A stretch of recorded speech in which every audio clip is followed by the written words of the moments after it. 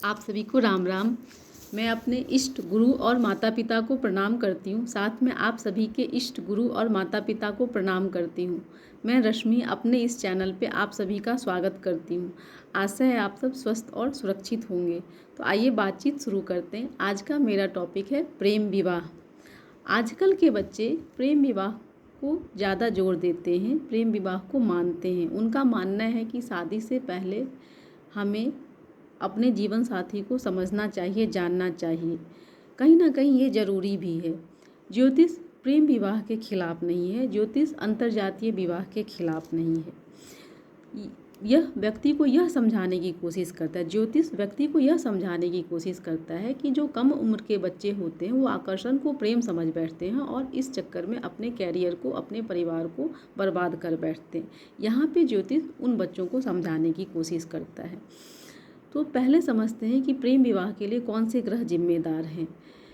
बृहस्पति, शुक्र, चंद्र और मंगल, ये 4 ग्रह प्रेम पैदा करते हैं, प्रेम में ईमानदारी देते हैं और प्रेम को सही दिशा प्रदान करते हैं। सबसे पहले चंद्रमा की बात। चंद्रमा मस्तिष्क का स्वामी होता है, मन का कारक होता है। कमज़ोर चंद्रमा वाले व्यक्ति जो हैं वो प्रेम नहीं कर पाते। बहुत ज़्यादा भावुक व्यक्ति प्रेम नहीं कर पाते हैं। जिनका चंद्रमा कमज़ोर होता है वो पवित्र प्रेम कर ही नहीं पाते हैं।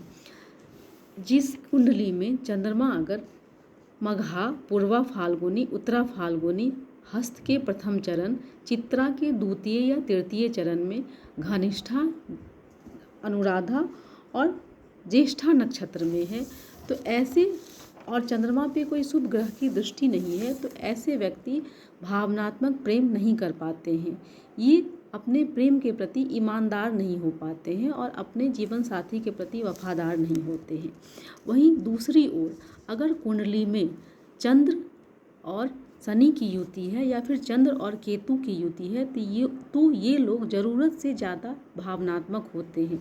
ज़रा सी बात पे इनको रोना आता है, ये प्रेम में अव्यावहारिक हो जाते हैं।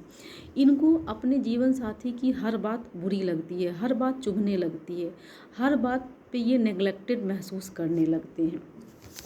शुरू में ऐसे लड़कों को लड़कियां बहुत पसंद आती हैं और ऐसी लड़कियों को लड़के बहुत पसंद आते हैं।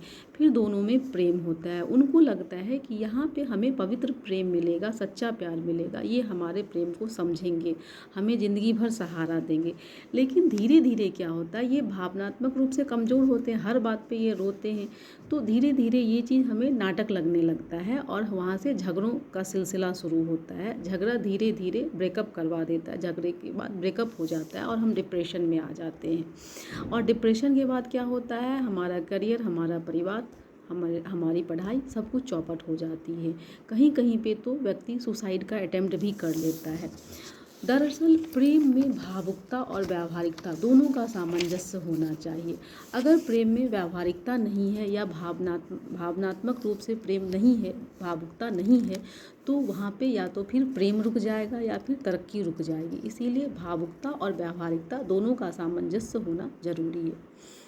दूसरा जो सबसे ज़्यादा इम्पॉर्टेंट ग्रह हम मानते हैं वह है शुक्र। शुक्र को हम प्रेम के लिए सबसे ज़्यादा इम्पॉर्टेंट ग्रह मानते हैं। शुक्र प्रेम की 3 प्रकृतियों का वर्णन करता है, आकर्षण, संवेग और वासना। शुक्र ग्रह जहाँ एक और सफल वैवाहिक जीवन के लिए जरूरी है, वहीं अगर शुक्र को बृहस्पति या शनि कंट्रोल ना करे तो व्यक्ति पथभ्रष्ट भी हो जाता है। कुंडली में यदि चंद्र और शुक्र की युति है तो ऐसा व्यक्ति बार बार असफल प्रेम करता है, प्रेम में उसको सफलता नहीं मिलती है और ऐसे लोगों को वैवाहिक जीवन का सुख भी नहीं मिलता है, कारण चाहे कुछ भी बने। कुंडली में यदि शुक्र और मंगल की युति है तो इन व्यक्तियों को, ऐसे लोगों को जीवन पर्यंत संभल कर चलना पड़ता है, क्योंकि ऐसे अगर ये लड़की की कुंडली में है तो उनको लड़के के कारण, या फिर लड़की की कुंडली में है तो उनको लड़कियों के कारण, स्त्री को पुरुष से और पुरुष को स्त्री से जीवन भर वैमनस्य का सामना करना पड़ता है, जीवन भर उनको बदनामी का सामना करना पड़ता है। कदम कदम पर उनको हमेशा अपोजिट जेंडर से डर लगता है, क्योंकि अपोजिट जेंडर कहीं भी उनको बदनाम कर देते हैं। अगर कुंडली में चंद्र और मंगल की युति है तो ऐसे लोगों को संभल कर चलना चाहिए। दरअसल प्रेम एक व्यक्तिगत अनुभूति है, पर कुछ मानसिक क्रियाओं के कारण ऑक्सीटोसिन, निट्रोट्रोफिन और फेटामोन्स नाम के हार्मोन्स निकलते हैं, जिसे व्यक्ति को प्यार हो जाता है। अगर सामने वाले में भी यही हार्मोन्स निकल रहे हैं तो एक नज़र में जिसको हम बोलते हैं कि प्यार हो जाता है, वो यही होता है, और इसी को हम बोलते हैं केमिस्ट्री ऑफ लव या बॉडी केमिस्ट्री। यही है चंद्र, शुक्र और मंगल की युति। इसी से हम बोलते हैं कि पहले नज़र में ही कोई हमें बहुत अच्छा लगने लगता है और किसी को हम सख्त नापसंद करते हैं और वहाँ पे हमें कोई कारण समझ में नहीं आता है। यही है चंद्र, शुक्र और मंगल की युति। तीसरा कारण है, तीसरा जो ग्रह है वह है बृहस्पति। जिसकी कुंडली में बृहस्पति अगर शुक्र के साथ है तो वह व्यक्ति प्रेम के प्रति ईमानदार होता है, अपने साथी के प्रति वफादार होता है, प्रेम के लिए बहुत ज़्यादा वो त्याग भी करता है। कुंडली में अगर चंद्र और शुक्र की युति है और बृहस्पति अच्छा नहीं है, बृहस्पति अस्त है, नीच है, वक्री है, तो ऐसे लोगों को जीवन पर्यंत बृहस्पति का उपाय करते रहना चाहिए, नहीं तो बहुत जगहों पे वैवाहिक जीवन में प्रॉब्लम होगी। ऐसे लोगों को संतानोत्पत्ति में भी प्रॉब्लम होती है। चौथा जो ग्रह है वह है मंगल। मंगल यदि अच्छा है तो प्रेम को विवाह में बदलता है। मंगल यदि अच्छा है तो विवाह में लड़ाई झगड़े नहीं होते हैं, विवाह राजी खुशी से हो जाता है। लेकिन अगर मंगल खराब है तो विवाह में बहुत ज़्यादा लड़ाई झगड़े होते हैं। अब यह समझते हैं कि किनको प्रेम विवाह नहीं करना चाहिए। जिनकी कुंडली में स्त्री ऋण दोष है उनको प्रेम विवाह नहीं करना चाहिए। जिनकी कुंडली में स्व ऋण दोष है उनको प्रेम विवाह नहीं करना चाहिए। जिनकी कुंडली में पितृ दोष है उनको प्रेम विवाह नहीं करना चाहिए।